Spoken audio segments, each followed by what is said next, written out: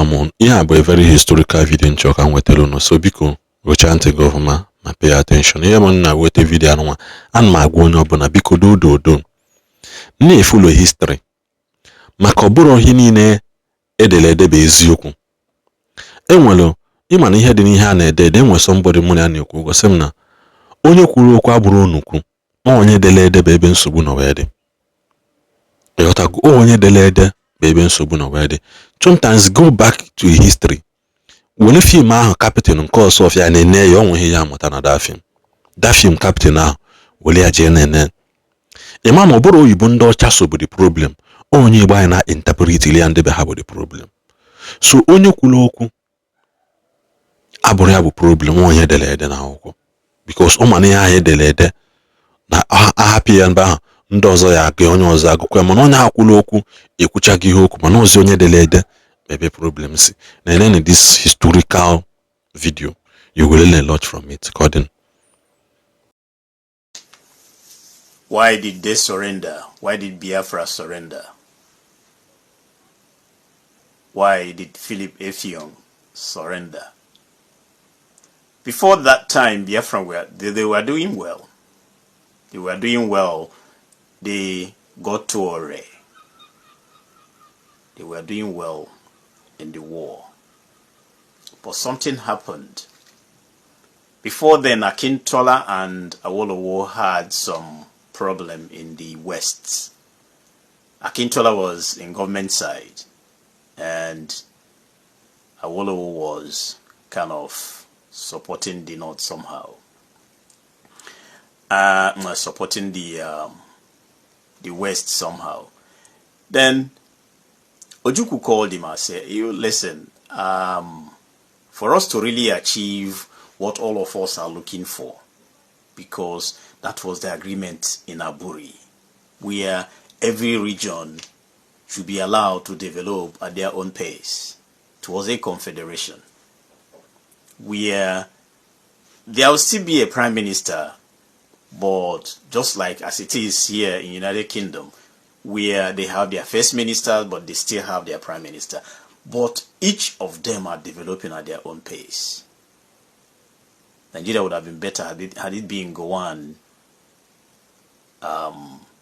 allowed that. By now, Nigeria would have been like United Kingdom. There will be a healthy competition and people move on. Believe me, things would have been better. Anyways, so Awolowo was released. Awolowo was charged for treason and he was serving his prison sentence in Calabar. Ojukwu told him, "I will release you. You go and do that." Had it been he did that, the North wouldn't have continued with the war. They would be forced to stop. That was Ojukwu's gamble. Ojukwu thought, okay, if this guy said, okay, no, we are not following you, we are declaring our Oduduwa Republic, the Hausas will not fight the two regions. The war will naturally stop. That was the gamble. But Ojukwu thought wrong. Awo went back and went straight to Gowon, and Gowon made him finance minister. And that was when the wars of the Biafran started. The first advice he gave to Gowon is, how can you be fighting with somebody and you are feeding him? That hunger is a weapon of war. Even when they were fighting, they allowed Biafrans to be getting food, arms and ammunition through Bakassi.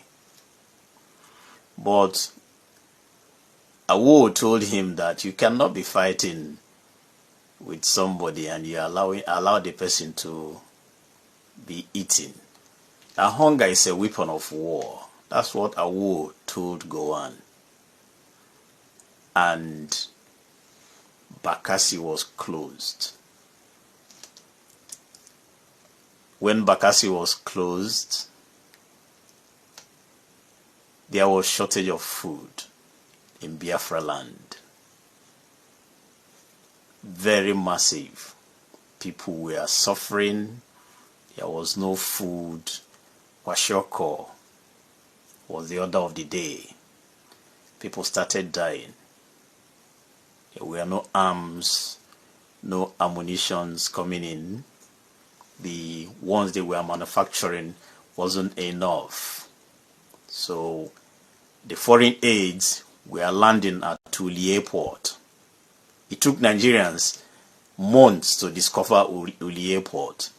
That time at the tail end of the war, that's when they discovered that planes were coming in from other areas and was landing at Uli Airport. But Awolowo was the one that advised Gowon to stop people from bringing in stuff through Bakassi. And the Biafran started suffering.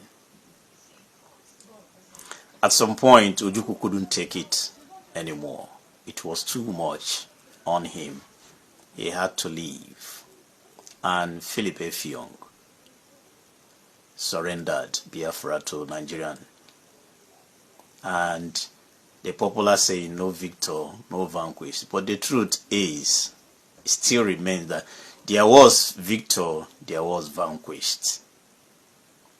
And that is what the Igbos are still suffering today, because they are still seeing Igbos as defeated entities. If not, tell me why Igbos cannot be reintegrated into Nigeria. That hatred from, yes, I use that word, that hatred from Awolowo is still here with us. And that is why you hardly see a Yoruba man that will see an Igbo man without calling him Omo Igbo. It's not bad, isn't it? But deep down you know that what you would have done is to ask him, what is your name? But they see whether you are from Igbo, Delta, anywhere you come from, as long as you are not a Yoruba man, you are an Omo Igbo. That will tell you what is going on. The same thing in Hausa land. Anybody they see that is not an Hausa man is a Nyamiri. Nyamiri simply means Nyemiri, something like that. That's give me water. I believe that's what it means. Give me water. So, if you are from any part of the world, any part of Nigeria, and you don't speak Hausa, even if you are speaking Hausa, they still know that you are not an Hausa man. So, before you start hating Igbo man, ask yourself, why did Igbo man do or is doing what he's doing now? They were pushed to the wall. They suffered in a country that is supposed to be theirs. Till today, the Igbo man is suffering in the hands of people that are supposed to be their own people, for no just cause. Tell me why Awolowo didn't do what he agreed with Ojukwu. Tell me why Awolowo should suggest that to Gowon, and why should Gowon carry that out and gave orders. That was blocked and people started suffering. So the hand wringing was from the federal government and the Minister of Finance then. It didn't stop there. I told you guys about the 20 pounds